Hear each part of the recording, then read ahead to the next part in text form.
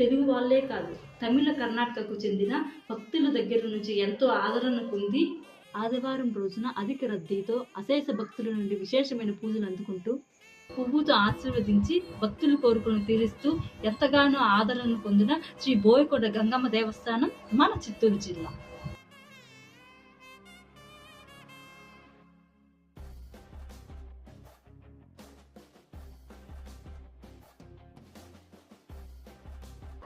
ఆమె పార్వతీదేవి భక్తురాలు కావడంతో ఆ కొండ అడ్డం వచ్చినప్పుడు పార్వతీదేవిని వేడుకోగా ఆ కొండలోని బండ పగిలి ఆ తల్లికి దారి చూపించడం అయితే జరిగింది. 200 సంవత్సరాల క్రితం ఆ బండలోకి వెళ్ళిన రెడ్డమ్మ తల్లి ఇప్పటి వరకు బయట రాలేదు. ఆ ఆది పరాశక్తి శక్తితో ఈమె సంతానం లేని వారికి, అక్కడ వరపడిన వారికి సైన్స్ కూడా అర్థం కాని విధంగా సంతానాన్ని అయితే ప్రసాదిస్తుంది. సంతాన ప్రదాయినిగా పేరు పొందిన ఆ రెడ్డమ్మ తల్లి వెలసి ఉన్న గుర్రంకొండ మండలం మన చిత్తూరు జిల్లా.